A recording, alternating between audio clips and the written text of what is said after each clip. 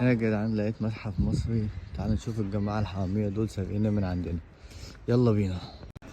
ده التابوت بتاع جدنا المرحوم، الله أكبر عليهم.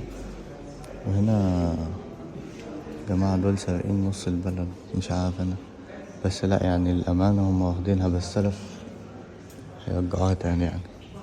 بس منقولش بس الجماعة دول سارقين بس شوية توابيت زي الفل. أجداد والله، واحد لازم يجي يزور بيت جده وياخد منه حاجة،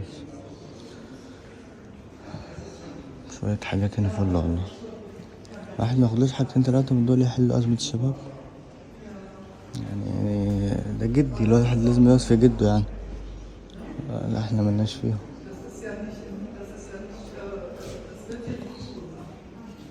خدوا كل حاجة وسابولنا الكلام على التاريخ.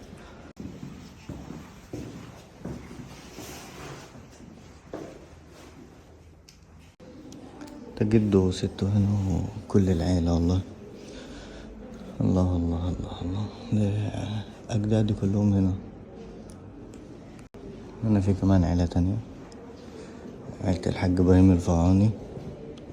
طب يعني مش عارف يعني أنا الناس دي بتعمل ايه. طب ادوني شوية الناس الصغيرة دي مش حل بيهم، بس دول يعني مش عايز كتير يحلوا الأزمة.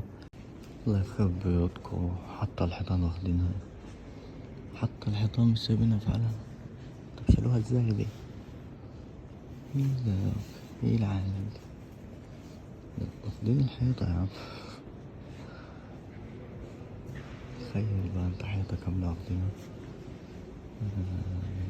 ايه العالم ده؟ شالوها ازاي كل ده؟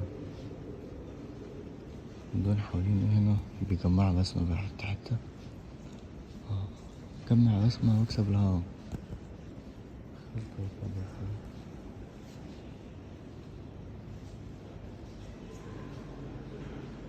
طب شوف ده من الكباش بتاعت الأقصر ده.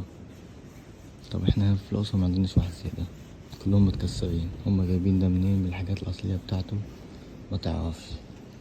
خايف يكون سارقين والله. حد سمعني بحث الآثار يجي هنا يشوف الدنيا.